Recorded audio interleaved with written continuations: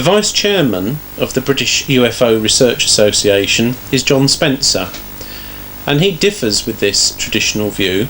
Indeed, he believes that the term UFO may be outdated or even totally meaningless.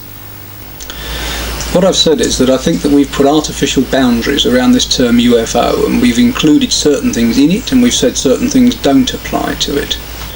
Now, the things that we've included inside this term UFO include, for example, the distant encounters, the night lights and the daylight discs, and also the close encounters where we're dealing with people meeting aliens and perceiving interaction with aliens. There may be no connection between those two. There's a whole world of difference between a passing sighting of something very distant and someone saying, I was inside a flying saucer and I was meeting with the alien pilots or having these abduction experiences. And there may be very little way that we can investigate the two in the same way. The investigation methods are different, the witness reaction is different, the passions involved are different, possibly the underlying meaning is very different as well. Well, John, if you could break down the barriers around the term UFO that you don't like, what exactly would that add to the subject? It would mean that we were concentrating on the difference between what people were seeing and what people were experiencing, and that means, I think, that we'd begin to be able to leave the ETH behind, this extraterrestrial hypothesis, and leave us more free to look at other possibilities. Well, John, how exactly would that work? Well, the traditional view of flying saucers, if we take the ETH, is that the flying saucers are spaceships controlled by alien pilots from other planets, and therefore their appearance here on Earth is quite random, at least as seen from our point of view. They are, in effect, a sort of Neil Armstrong and Buzz Aldrin of another world. They seem to be like doctors. They're coming here. It seems that their job is one of genetic manipulation, from what we're hearing from the abductions. And our role as investigators on that basis would seem to be simply to investigate what they're doing, possibly to try and predict when they're going to do it next, with a view presumably to either stopping them doing it, capturing them while they're doing it is maybe one aim, at the very least tapping them on the shoulder at an appropriate moment and saying, look, do you think we could discuss this in some way?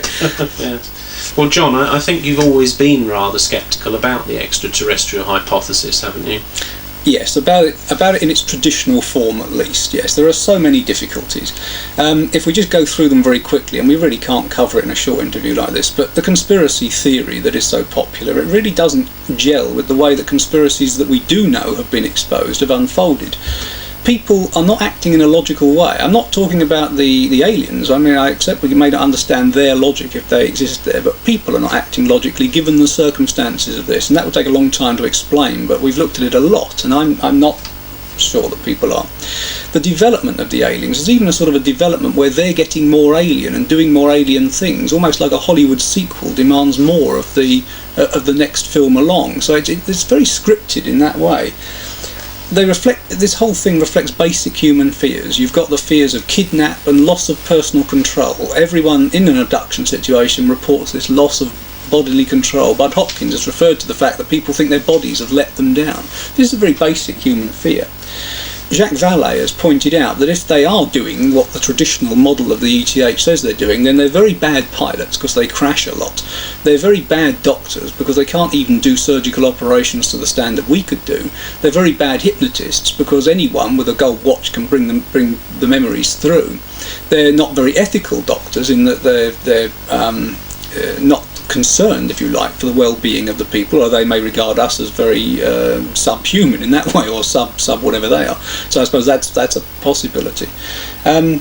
Then you've got crash retrieval, shows an inconsistent technology, a technology which can move a human being physically through a wall, which is something which is reported, seems very vulnerable to being struck by lightning and bouncing all over the New Mexico desert. Now again, maybe that's the case, but if it is the case, we need to be able to understand why it's so inconsistent, and this kind of very down-to-earth, practical model of the ETH simply doesn't answer all those questions.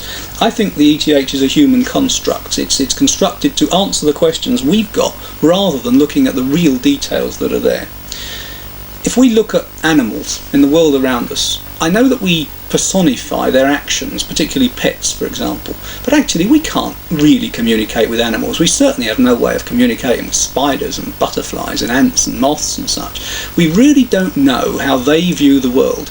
We think that certain animals are intelligent because they do things the way that we would do things, and that we then say, oh, that must be intelligent because they're copying us. Actually, that may be their lowest level of intelligence. There may be whole aspects to intelligence, to the world around us, that we have no real idea of, that we can't even dream of.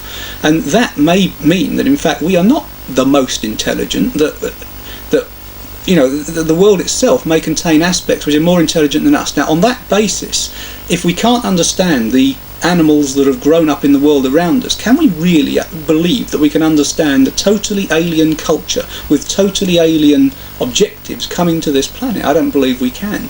In the book Perspectives, I said we needed a new model to view the subject with, and I think we still need that new model. Now, John, you talk about things that we can't even dream of. Now, is that through lack of imagination, or are we talking about things that we can't dream of because they're from the perspective of some sort of alien logic, for want of a better term? Well, firstly, we may be talking about something which is truly alien to the Earth, or maybe just alien to humanity, things that we've lost touch with around the Earth. In the sense that it may be alien to the Earth, of course, I'm accepting a possibility of something extraterrestrial, but not this kind of traditional model. But let me come back and look at what I say we can't even dream of. Let me explain how things, or let me offer how things are perceived by people.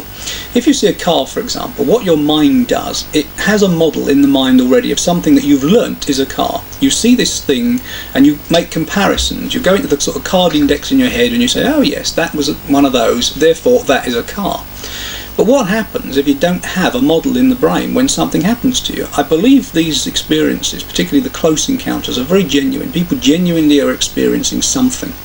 But when they start searching in the card index in their head for something to compare it to in order to say it was that, there's nothing there. It's interesting, Cynthia, I think, speaks about Clifford. Now, he comes from a different culture. He doesn't have Star Trek on TV every night where he lives. And he sees the same things, he's having the same experiences, but what he came up with was the spirits of his ancestors. So that was his model that was in his mind. Now, there is a problem with this. If you haven't got something in the head already, in your card index already, you find the thing that it was like, and then you begin to construct the facts to fit the model. You begin to adapt what you think you saw. And the problem then is that you've got this very genuine experience, which is genuinely happening, but you become slightly unreliable as a witness, because what you're doing is you're adapting the facts to fit what you've got in your head. So, John, you're taking the view that UFO encounters are real, but more from a paranormal perspective than the so-called traditional model of UFOs supposes. Exactly that, in fact, yes. I mean, I've probably done more research than most UFO researchers into areas around the paranormal which may be interactive with UFOs. What other areas of the paranormal do you feel that the subject of UFOs includes? I can't think of any that it may not or should not encompass as a possibility, and as I said to you, many of them may in fact be turn out to be quite inappropriate, but until we actually try it, we won't really know. You've interviewed Catherine Howard, I think, already, and yes. Catherine's a case that I've dealt with for many years. Now, her case involves whole areas of the paranormal. I've mentioned reincarnation, revelation, clairvoyance, ESP. Even while working with me, she has there are many coincidences between us which actually stretch back to before the time we ever even met. And I mean, coincidence is now becoming recognised as a paranormal area in its own right for study, and I think rightly so as well. Electromagnetic effects. I mean, I've had tape failures when I'm trying to interview Catherine in quite bizarre circumstances. I mean, as does happen in this subject, doing ghost research and such, it happens there too.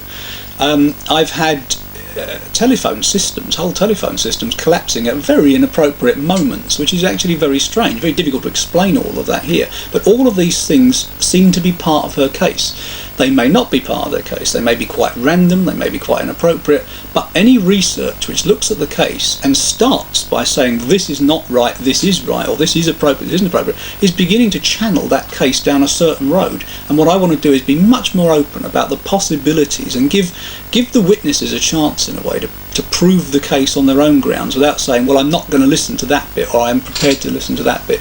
Let's try listening to all of those bits, and that means in most cases we must be more open to what is generally known as the paranormal. Well, as we have seen, this is a far from simple subject. It has much controversy and much variety, and we should never forget that it is a global subject. Our last interviewee, John Spencer, is the author of this book, UFOs, the Definitive Casebook, which is a world review of UFOs continent by continent, with essays from prominent experts on each continent. It is a book which, more than most, shows the global similarities and variations of this intriguing subject. Many of the illustrations used in this video were taken from the book. Just leafing through the book shows the enormous scope of the subject, facets of the UFO phenomenon that we will be covering in later Bufora videos. We hope that Bufora books and this series of videos will help you to appreciate what UFO researchers discovered years ago, that this is mankind's greatest mystery.